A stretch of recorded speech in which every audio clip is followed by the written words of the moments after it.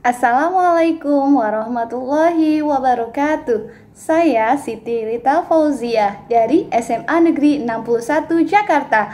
Berikut ini adalah praktek pembelajaran berdiferensiasi saya dalam pelajaran matematika.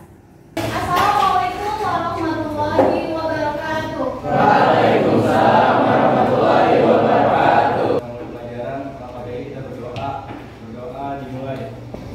Berdoa selesai. Apakah sebelumnya kita sudah dapat informasi materi yang akan kita pelajari hari ini?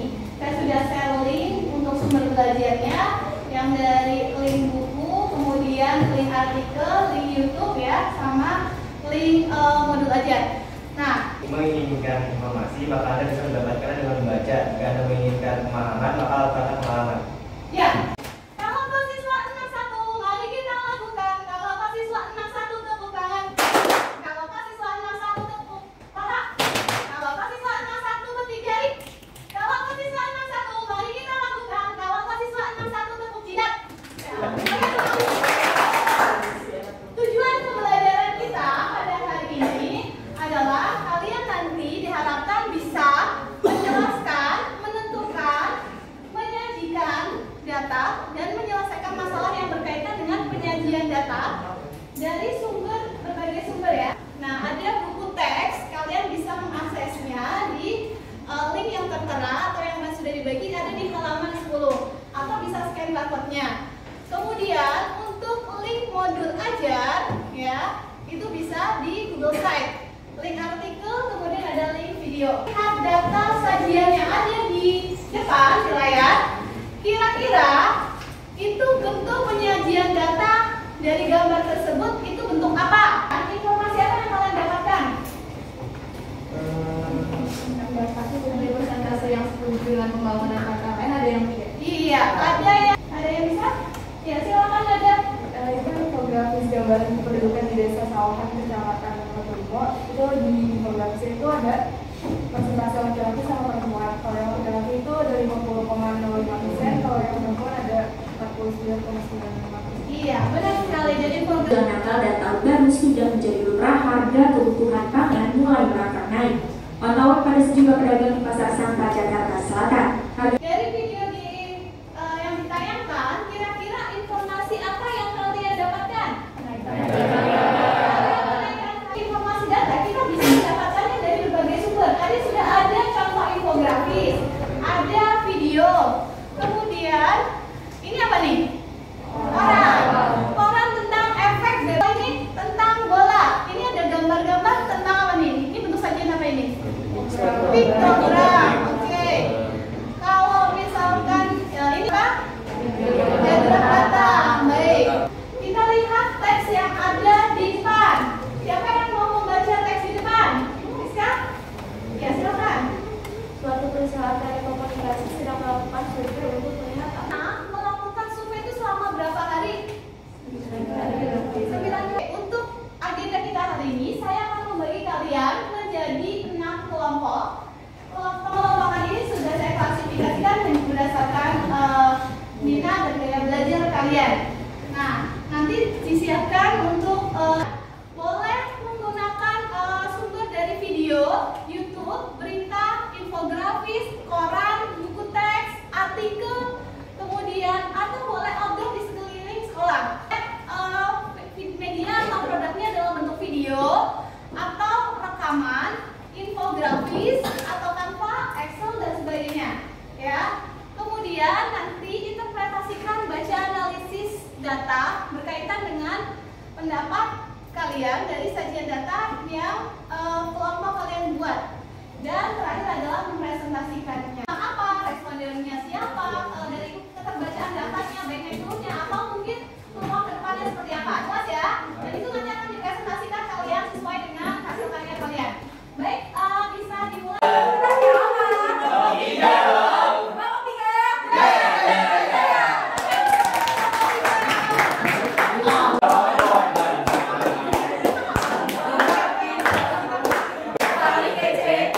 paling cantik, ada cowoknya.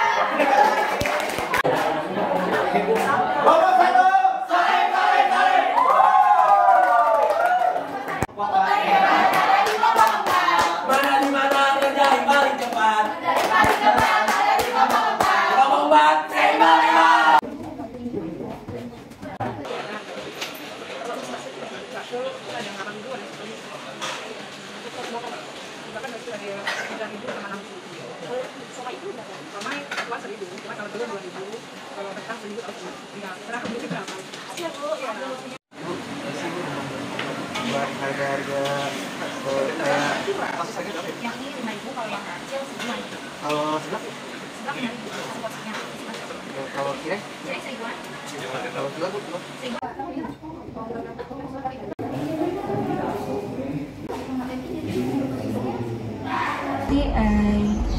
Kakak kelas yang diterima di jalur SNMPTN itu ada berapa orang?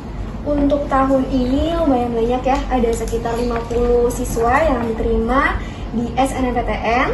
Nah, kurang lebih itu kalau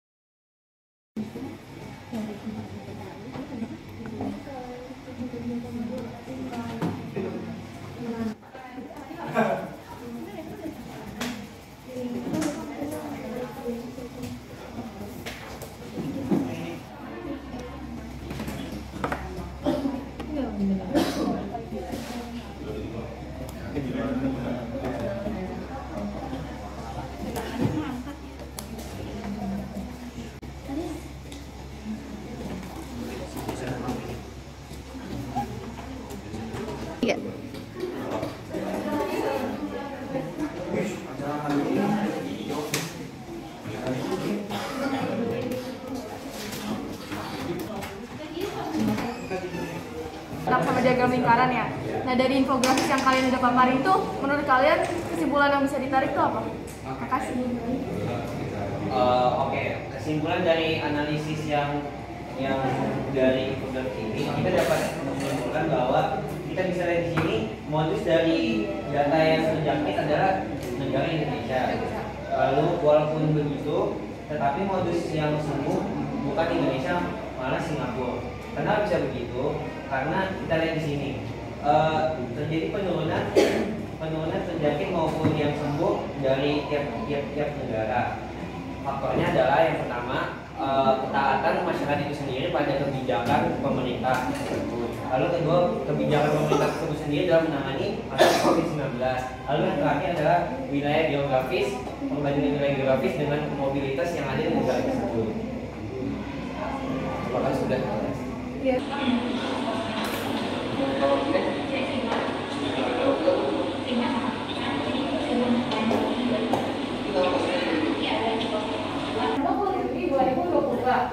Nah, berdasarkan data yang kami ambil, dapat disimpulkan kasus yang paling tinggi itu ada di tanggal 20 Juni 2022 dengan jumlah kasus 5.653 dan kasus yang paling rendah berada di 15 Juni 2022 dengan itu terdiri dari tenaga kerja, perekonomian dan juga kewirausahaan dan juga inputnya yaitu SDM yang masih perlu dikembangkan lagi.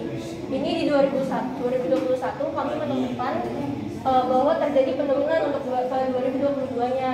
Contohnya dari yang pertama ini di diagram lingkaran 0,15% dari 2022 itu aslinya adalah angkanya Masuk ke karena itu maksudnya channel A2 di DKI Jakarta. Jadi banyak laporan-laporan masuk ke channel A2 di DKI Jakarta. Dan paling banyak itu di artikel tersebut menyebutkan laporan mengenai sampah di DKI Jakarta. Jadi laporan itu paling banyak tahun 2017 dan alhamdulillah tahun 2020.